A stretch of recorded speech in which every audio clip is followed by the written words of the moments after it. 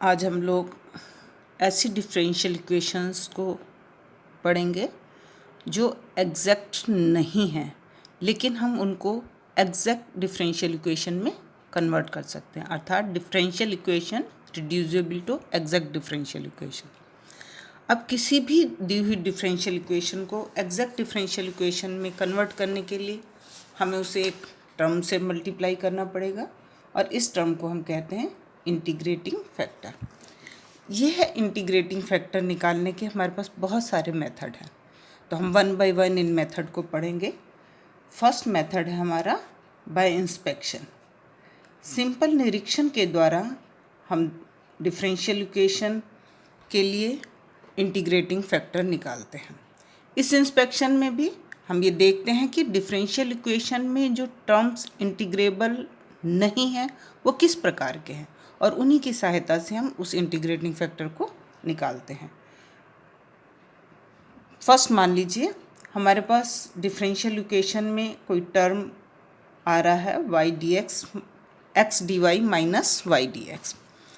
इसके साथ निश्चित रूप से और टर्म भी होंगे और मान लीजिए वो इंटीग्रेबल हैं, और ये वाला टर्म है जो अपने आप में इंटीग्रेबल नहीं है, तो हम इसमें मल्टीप्लाई कर सकते हैं से बाय 1/x²। 1/x² से अगर मल्टीप्लाई करें तो ये टर्म हो जाएगा x dy minus y dx upon x², और ये हमारा डिफ्रेंशिएशन है y/x का। तो इसको इंटीग्रेट करेंगे तो हमको मिल जाएगा y/x। इसी प्रकार इसको 1/y² से गुणा कर सकते हैं, तो ये इंटीग्रेटिंग फैक्टर हो जाएगा माइनस x/y। इंटीग्रेट होकर के मिल जाएगा माइनस x/y। इसको यदि हम 1/xy से गुणा करें तो ये हमारे पास आ जाएगा dy/y minus dx/x, that is derivative of log y/x। ठीक है, 1/x² प्लस y² से करें तो ये हो जाएगा derivative of tan inverse y/x।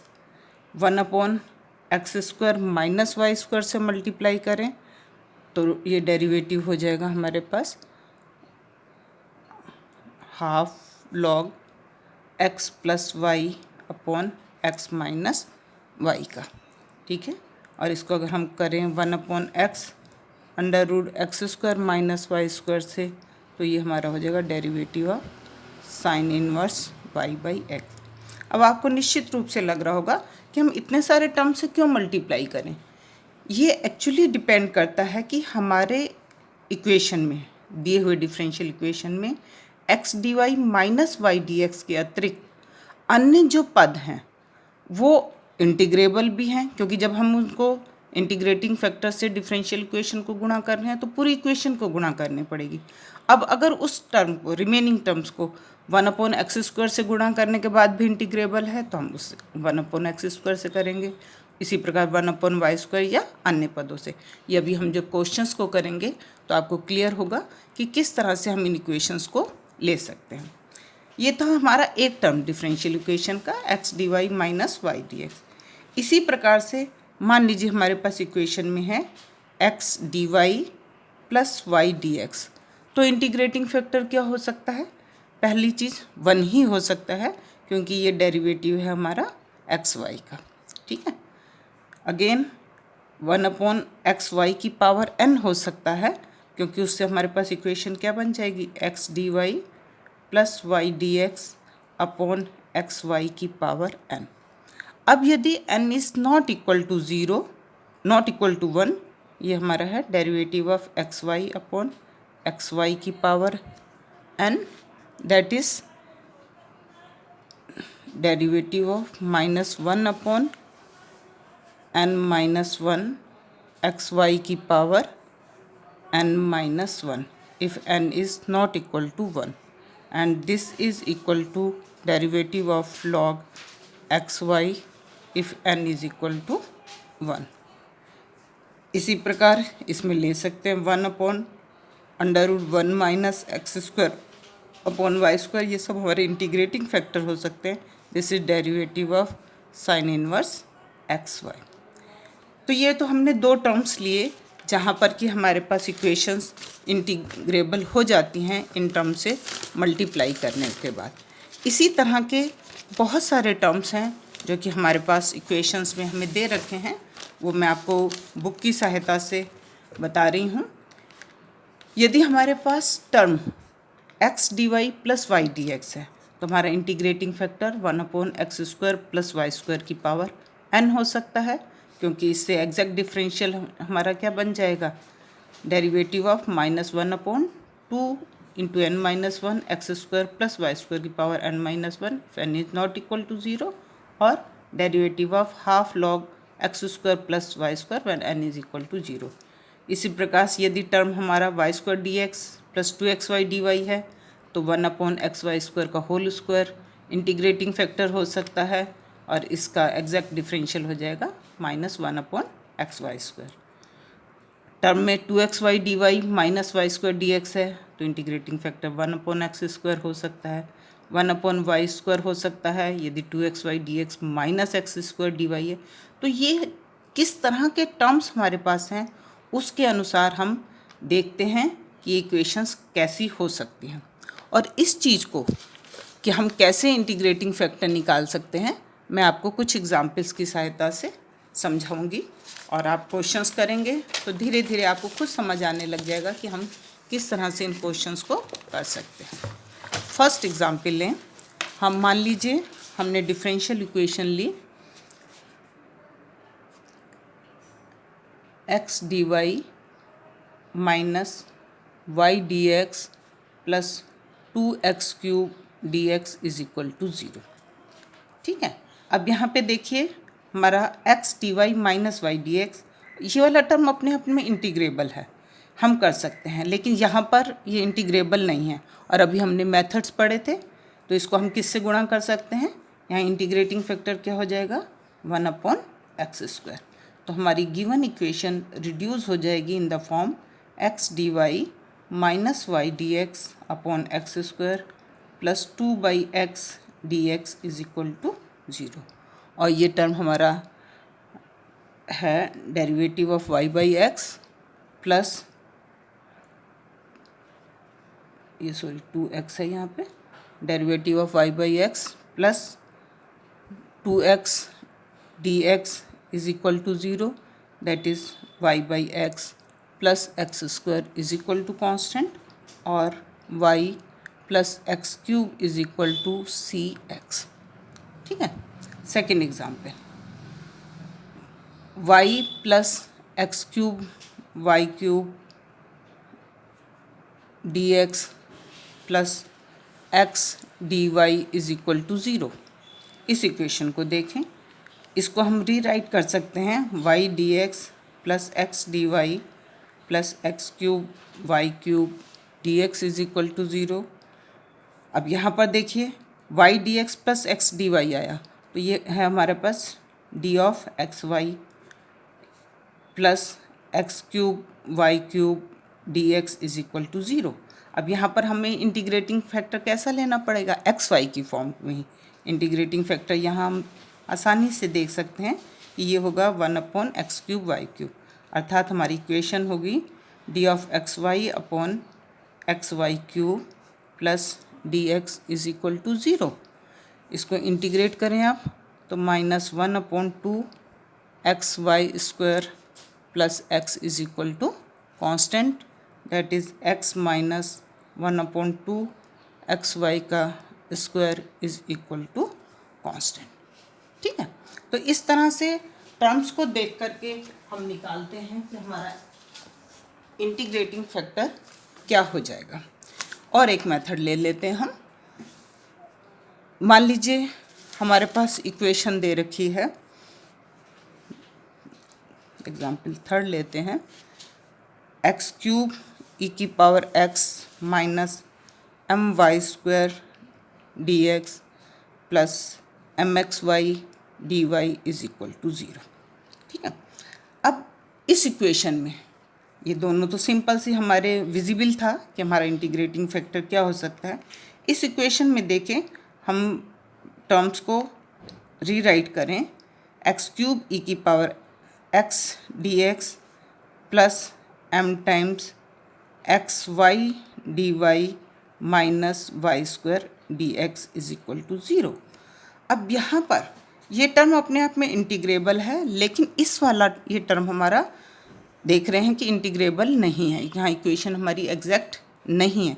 अब यहाँ पर हम ट्रायल करते हैं।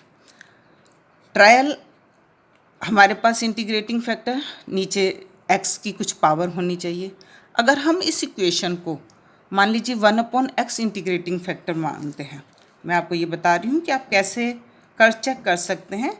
If 1/x is integrating factor तो हमारी इक्वेशन हो जाएगी x² e की power x dx plus m times x y dx minus y² upon x dx y dy minus y² upon x dx is equal to 0. This is not an exact equation.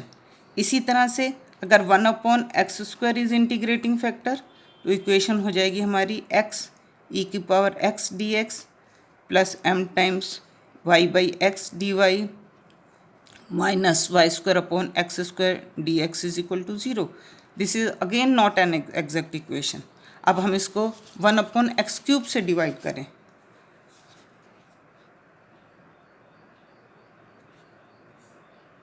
तो हमारे पास equation हो जाएगी e की power x dx minus m times y² upon x³ dx minus y upon x² dy is equal to 0। यहाँ पर अब देखें, इसकी एग्जैक्टनेस के लिए चेक करें तो ये इक्वेशन हमारी क्या बन रही है, e की power x minus m y e की पावर x dx तो है ही पहला टर्म।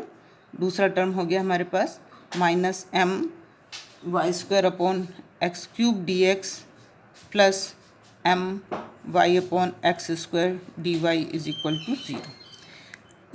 तो ये हमारे पास हुआ x minus m y² upon x³ dx plus m y upon x² dy is equal to 0। अब यहाँ पर हम इसको कंपेयर करें हमारी एग्जैक्ट डिफरेंशियल इक्वेशन से, m dx plus n dy is equal to 0 से, तो हमारे पास m आ गया e की power x minus my² upon x³ और n आ गया हमारे पास my अपॉन x²। ठीक है, तो यहाँ पर del m upon del y देखें, del m upon del y क्या हो जाएगा हमारे पास, माइनस ये टर्म का derivative 0 minus 2my² upon x³ और del n upon del x हो जाएगा हमारे पास minus 2my upon x³। Obviously del m upon del y is equal to del n upon del x, तो इसका मतलब ये इक्वेशन एग्जैक्ट है। तो अब हम इसे एग्जैक्ट के मेथड से कैलकुलेट कर सकते हैं। क्या होता है वो मेथड, फर्स्ट हम u(x,y) निकालेंगे, that is integral m dx। ठीक है, second method, second term n minus del u by del y. Third step y निकालेंगे, that is integral of n minus del u upon del y dy और last हो जाएगा हमारे पास solution u plus v is equal to constant. ये method already पढ़ चुके हैं, आप इससे इसको कैलकुलेट कर सकते हैं। यहाँ पर मैं आपको, क्योंकि अब आप इस मेथड की प्रैक्टिस कर चुके हैं, मैं आपको डायरेक्ट इस इक्वेशन को इंटीग्रेट करना बताऊंगी कि कैसे आप चेक करके भी निकाल सकते हैं कि क्या है। हमारे पास इक्वेशन ये रिड्यूस होकर आ रही थी ऊपर, e की power x minus my² upon x³ dx plus my upon x² dy is equal to 0। ठीक है, देखिए इसमें e की power x dx plus m times y² upon x³ dx with minus sign plus y upon x² dy with plus sign, this is equal to 0। इस equation को देखें, ये वाला टर्म तो क्योंकि एग्जैक्ट है मीन्स इंटीग्रेबल तो है इक्वेशन, और ये जो टर्म है ये तो स्वयं में इंटीग्रेबल है, हमें इस टर्म में एडजस्ट करना है। देखिए जब यहाँ पर हम निकालना चाहते हैं कि ये किसका डिफरेंशियल है तो हम कैसे निकालते हैं, मैं उसको आपको कोशिश करूँगी कि समझ सकें आप। देखिए जब हम x के रेस्पेक्ट में डिफ्रेंशिएट करेंगे तो y को हम कांस्टेंट रखेंगे, तो इसका मतलब इंटीग्रेटिंग फैक्टर हम जो निकाल रहे हैं या ये निकालने के लिए ये इक्वेशन किसके डिफ्रेंशिएशन से मिल रही है, तो x वाले पद में हम कोफिशिएंट y वाला लेते हैं, means this is y square, और y में x का लेते हैं तो y square upon x square. ठीक है, इसका हम डेरिवेटिव को चेक करें। अभी हमें साइन और कॉन्स्टेंट्स मल्टीपल और डिवाइजन में कुछ आ सकता है वो हम देखेंगे। तो ये हमारा डेरिवेटिव बन रहा है y square upon x square का। इसको डिफ्रेंशिएट करो, जब x के रेस्पेक्ट में डिफ्रेंशिएट करोगे तो क्या आएगा, -2 y square upon x cube d x, means एक टर्म यहाँ पे 2 का आना चाहिए। चेक करते हैं, और जब y के रेस्पेक्ट में डिफ्रेंशिएट करेंगे तो 2y d y upon x square. ठीक है, बन रहा पूरा का पूरा यही टर्म। इसको आप डिफ्रेंशिएट करके देखिए, आपको यही मिलेगा। ये आपको थोड़ी सी प्रैक्टिस के बाद समझ आ जाएगा कि आप किस तरह से निकाल सकते हैं। और अगर नहीं समझ आता तो हमारे पास ये मेथड एग्जैक्ट का है ही है, उससे आप इसको आसानी से निकाल सकते हैं। तो ये आपके पास हो गया e की power x dx plus this is equal to 0।